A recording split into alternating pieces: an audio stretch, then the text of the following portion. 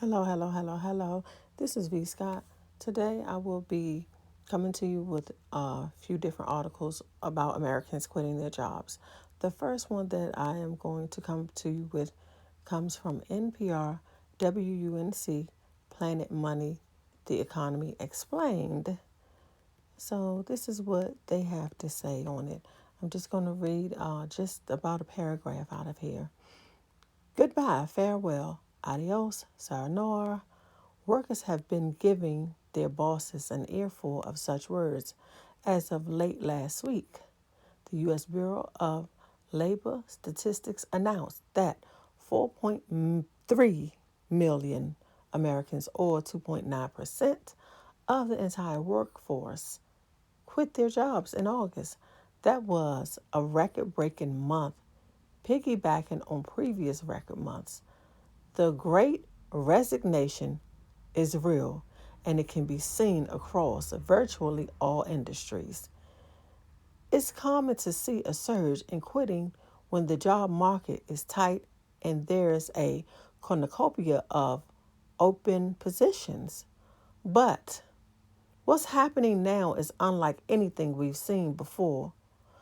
Economists and pollsters are still investigating what's going on. Are generous government benefits encouraging people to quit? Maybe. But some evidence suggests not. Are people angling for a raise after decades of stagnant pay? Probably, yeah. The family pressure imposed by closed schools and closing and reopening of businesses, the reshuffling of the population to different locations and industries, and the fear of the virus in face-to-face settings have all also almost certainly played a role. But the historic rise in quitting also seems to be about more than all of this. The next article is from the Washington Post, titled, Why is Everyone Quitting? And How Do I Know Whether It's Time to Leave My Job? Now, here we go. More people than ever are leaving their jobs. They seem to come from every industry and span generations. Some are following through on long, deferred plans to leave, no longer willing or able to wait out the pandemic. Others are burnt out from too many shifts, too many long shifts, late nights, unspent vacation days, and many say the public health crisis forced them to to reassess their jobs and priorities. Excuse me. Okay. Whatever the cause, the rush of resignations is accelerating. A record 4.3 million people, about 2.9% of the nation workforce, quit in August, according to Labor Department data released Tuesday. In September, the nation's jobless rate fell to a pandemic low of 4.8%, but the decline was partly driven by people leaving the labor force. What's more, Gallup data shows that nearly half of American workers are actively searching for new opportunities.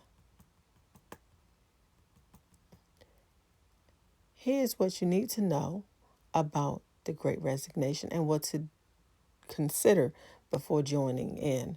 So these are the things that they say for you to consider before you join in.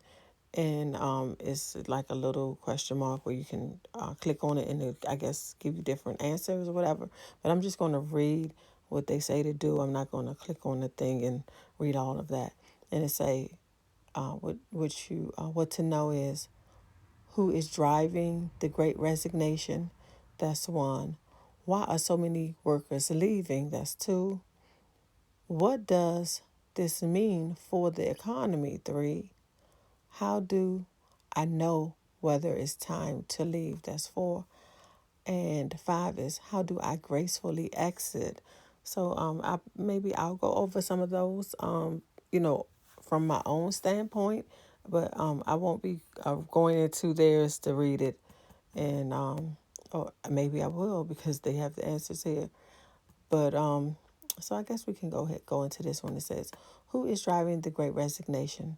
An exodus of workers from retail, warehouse, restaurant and bar, healthcare, and social assistant jobs have pushed quits to record levels, according to data released this week by the Bureau of Labor Statistics. Excuse me. The pandemic burdens have persisted as government support has dried up, and the fallout is breaking down along gender and socioeconomic fault lines. 309,000 women older than 20 dropped out of the workforce in September, meaning they quit or stopped looking for jobs. In contrast, 182,000 men were added, Labor Department data showed. Women have borne the brunt of the job losses since the pandemic began. Research from Brookings Institution shows overrepresented in low-wage service jobs. They have been hit hardly by increased child care demands brought on by the Delta variant, disruption of school reopening, and the lack of vaccines for children. They also are more likely to be in positions that require in-person work, heightening the risk for coronavirus infection. And while workers 25 and older with college degrees fully recovered from pandemic job losses back in May, Americans in similar age groups without degrees remain 4.6 million jobs below pre-pandemic levels. The movement of people back to labor force has paused. Brad McMillan, Chief Investment Officer, Commonwealth Financial Network, said in a commentary this week, the biggest problem is not the growth has slowed. It is that people are still scared to go back to work. What are so many workers? Why are so many workers leaving? So this was the answer. Workers are quitting at a near record level in nearly every sector tracked by the Bureau of Labor Statistics going back to 2001, but the pains are most acute among low-wage workers who economists says are revolting against years of poor pay and stressful conditions. Many are now less willing to endure inconvenient hours and low compensation and are quitting at this stage in the pandemic to find better opportunities elsewhere. Nearly 40% of workers who quit in August worked in restaurants and hotels. Quits also are soaring among manufacturing and warehouse workers who are straining under the pressure of surging demand and crunched supply chains. Some have taken to TikTok with their grievances, posting videos under the Quit My Job hashtag that often call out toxic workplaces. One notable example occurred last fall when Shauna, I think that's how you pronounce the name, Blackwell, broadcast her resignation from a Texas Walmart over the store intercom. I remember that. Saying she was pushed to the brink by what she called the store's toxic sexist, and racist environment. The video has racked up millions of views. Walmart told HuffPost that it had taken Blackwell's concerns seriously and made corrective actions after an investigation of her complaints, but declined to disclose whether any disciplinary actions, were taken. Now, salaried workers also are at their wits' end, tired of tensions between employees, pushes to return to the office, and uncertainty surrounding vaccine mandates. Nearly half of executives recently surveyed by the Society for Human Resources Management said their companies have seen elevated turnover in the past 6 months. Flexibility in when and where work is done now outweighs compensation as a concern for many employees. Grant Thornton's recent State of Work in America survey found with half of the respondents saying they would give up a salary increase for more flexibility. Burnout remains a top reason employees seek other opportunities, and a surge in savings thanks to government stimulus, booming stock markets, and fewer spending options in the pandemic could mean that some households have more funds to sustain them in their interim. What does this mean for the economy? The surge of quits is colliding with an existing labor shortage, which means that employers are under more pressure to hold on to their employees. At the end of August, there were more than 10.4 million unfilled jobs in the U.S. workforce, according to data released Tuesday by the department. It also exacerbates uncertainties for companies. Small business owners have grown pessimistic about future economic conditions, according to a September survey by National Federation of Independent Business. Some 51% of business owners reported having openings that couldn't be filled, a record high for the third month in a row. Organizations right now are very open-minded about saying, what can we do to retain employees, said Anthony Klotz, a Texas A&M professor who studies why people resign. The battle for talent has spurred some companies to raise wages and offer sign-on bonuses and other deal sweeteners. In May, for the first time, the national average hourly pay for non-managers at restaurants and bars topped $15. Costco, Amazon, CVS, and Walgreens all have hourly minimums of $15 or higher. That's right. And over the summer, Walmart, Target, and Amazon all announced that they would begin offering free college tuition, and textbooks to employees. Okay, I hear that. It remains unclear how this reassessment of work will pay out. For now, people are still hesitant to take the first jobs available to them if they don't believe they're good jobs. And they are not reluctant to quit a situation they don't like. So, I think I read this whole article, but if not, I'm just going to go ahead and step into everything about what they were saying. basically about, quitting and everything. So they answered a lot of the questions. But I'm someone that, decided to leave my job as well.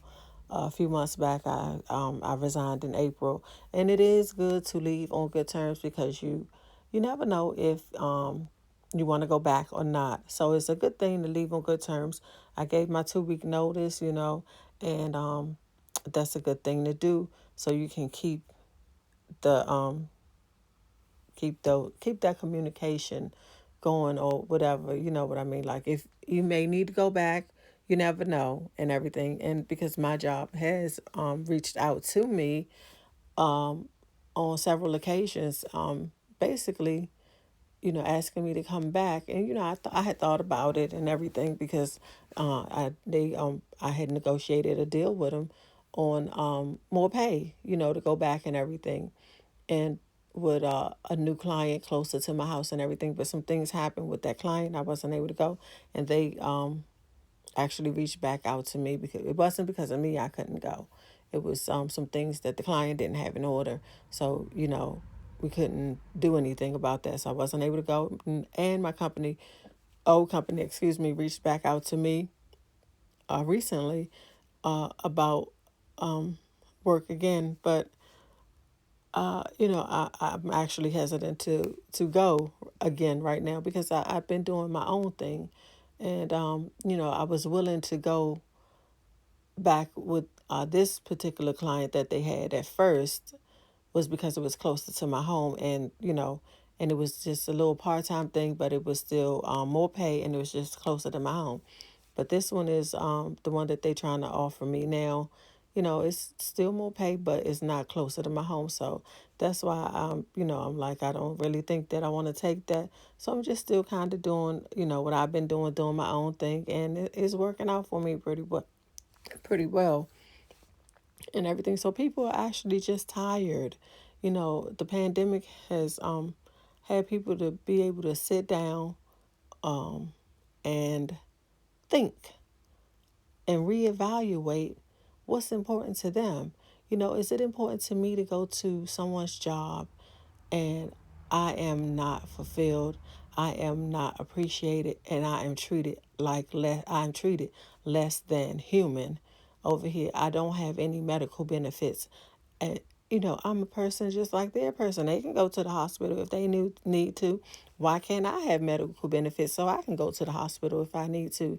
You know what I mean? So people are tired. People are sick and tired of being put in the position where they are unable to take care of themselves, where they have to rob Peter to pay Paul because they aren't getting paid enough money. You know what I mean? So people want to get paid what they worth. Like I said in my video when I left my job before, pay people what they worth. Pay people what they worth, or you're going to keep getting these results. And it's a lot of people that's deciding to go ahead and open up businesses on their own and go for it. And then there's some that's chasing some dreams of theirs that that they let fall by the wayside, and they're like, I don't care what age I am, I'm gonna go ahead and I'm gonna go for it because, like they said, some people have money saved up and they can do those things. They can do those things, and some don't have any saved up, and they still deciding that I'm gonna do this. I'm gonna do it. Okay, because I haven't worked since April. Not a regular job anyway. I've been actually doing Instacart. I've been doing DoorDash. I have art that I've been selling. You know what I mean? So, and then I'm getting ready to do a little more with my poetry and my stories and start selling those too. So it's all kind of ways to actually make money without having to work for anyone else that's not going to treat you right. Because why do we have to work for people or these companies that's billion-dollar companies? Some may even be trillion-dollar companies, and they want to pay you shit pay. Yeah, I said it. That's what they want to pay you. And then they are billion and trillion-dollar companies, and you can't even have health care. You know what I mean? You can't even have vacation time. And then you get treated poorly when you have to take a day off to take care of business, or you get write ups and stuff like that. People are sick and tired of being treated like trash on these jobs. People are ready to live their lives. Okay, they want to live, and they want to live well. You living well. You own the company. You make all this money, and then you want to treat us poorly. Treat your employees better. Pay better wages. All these jobs should be required for their employees to have medical benefits. That should be a requirement from these big companies that's making all this money. It doesn't make any sense to me. And then I see with John Deere is striking. Okay? People are tired because they say they're trying to take their pension. What is that about? What are you trying to take those people pension for? That doesn't make any sense. And there's going to be more and more people that's going to be on these strike lines because it's another company that's on strike. I can't remember who the company was. If you all know about any other companies on strike, leave it down in the comments and let me know about it. But I know it's a lot of companies that their people have went on strike. And you know what? I heard that John Deere, what they did was, or it might not have been John Deere, it might have been another company. What they did was they sent um the office workers to go to go and do the work that the people do on the floor, in the warehouse and stuff. And so they have a mess going on because the office workers don't know what they doing. And somebody, one of the people that they had got to, I guess, drive one of the trucks or something, that person turned the truck over. They turned the truck over, and so pay people what they worth. Pay people what they worth. That's what you have to do. It's just no more getting around it. People are tired of being paid less than what they are worth. People want to be able to pay their bills and have money left over to do things that they want to do. People tired of paying bills and don't have any money left to do anything. Okay? You living well. You have money to do all the things you want to do and go on all kind of vacations. We just want what we do, enough money to pay our bills and be able to do some things afterwards. We're not saying that we want all your money, but we saying we want what we worth. We want what we are worth, and y'all haven't been paying it in years, in years.